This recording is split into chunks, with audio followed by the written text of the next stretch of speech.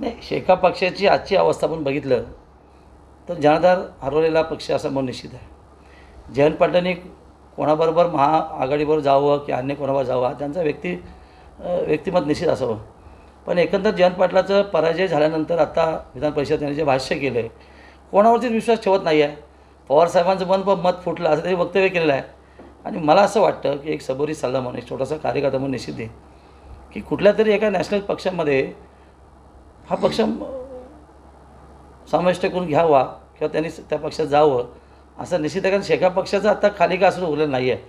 आत्ता देवा विस्तार जसा फडफड करतो अशी ते जयंत पाटलाची परिस्थिती आहे. मग कालच्या ह्याच्यामध्ये त्यांनी तुमच्या भाषेमध्ये जान भरण्याची परिस्थिती दिली पण कार्यकर्ता त्यांच्यावर अजिबात नाही आहे. आता त्यांच्याकडे कुठलीही सत्ता नाही आहे. त्यामुळे मला असं वाटत नाही कार्यकर्त्यांच्या बरोबर राहील. आणि कार्यकर्ता आता सर्वस्व इतर पक्षामध्ये निश्चित गेलं आपल्याला बघायला मिळेल. यांची विश्वासार्हता गमावलेली आहे. त्यामुळे मला असं वाटत नाही पुढे पक्ष उभारी घेईल असं मला अजिबात वाटत नाही.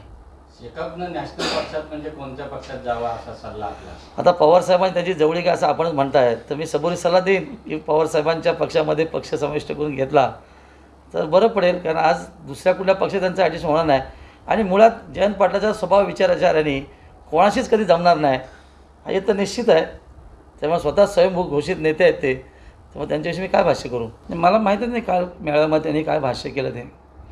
पण एखादं शेका पक्षाचा अंत आला असं मी निश्चित सांगेन की आत्तापर्यंत कैलास जोशी, दत्ता पाटील असतील, प्रवर पाटील असतील यांची कार्यप्रणाली सर्वसामान्य माणसाला निश्चित भावणारी होती. पण त्यांच्यानंतरची पिढी जी आहे मीनाक्षताई नंतर जयंत पाटील असतील किंवा पंडित पाटील असतील किंवा त्यांची खालचे वारस असतील हे जनमानसांमध्ये खरं त्यांची क्रेज संपलेली आहे.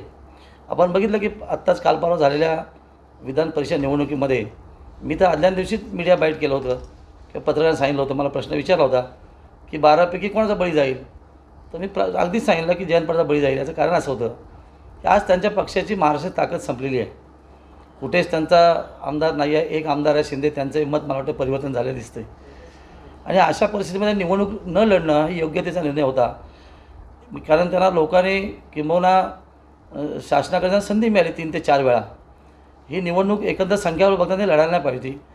पण त्यांचा नेहमीचा स्वभाव, कारण आत्तापर्यंत सक्रिय राजकारणामध्ये त्यांनी सगळ्यात चुका केल्यात आणि त्यातली एक परवाची चूक आहे. त्यांनी इलेक्शन न लढताना सन्मानी राहिले असते. लढले आणि पराभूत झाला त्याचा अवमान आहे का त्यांचे जनाधारच नव्हता, मतच नव्हती. खरं त्यांना 12 मतं मिळाली.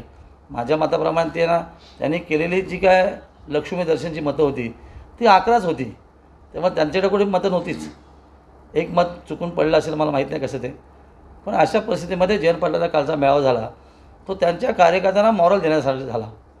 एकंदर त्यांनी जे भाष्य केलं तर आता एकंदर जे काहीच उरलेलं नाही आहे. जिल्ह्यातली परिस्थिती राजकीय अतिशय भयावह आहे. आणि अशा परिस्थितीमध्ये हारल्यानंतर त्यांनी कार्यकर्त्यांना मेळावा घेऊन उभारी देण्याचं काम केलं. पण ही फेक आहे. कारण सर्वसामान्य कार्यकर्त्याला माहिती आहे गेल्या 15-20 वर्षामध्ये जयंत पाटलांनी आपल्या कुटुंबाव्यतिरिक्त बाहेरच्या कार्यकर्ते कधी बघितलंच नाही आहे.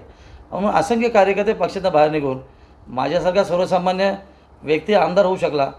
त्यानंतर आत्ता झालेला पराभूत आणि झेडपीला तर तिथं सपाटा साफ करून टाकेन. कारण याच्याकडे काय उरलेलं नाही आहे. आज जिल्ह्याची राजकीय परिस्थिती बघितली तर 7ही आमदार आम्ही महायुतीमध्ये आहोत. 2ही खासदार इथेच आहोत आम्ही. त्यामुळे जिल्ह्यातली राजकीय परिस्थिती अति सुंदर आहे.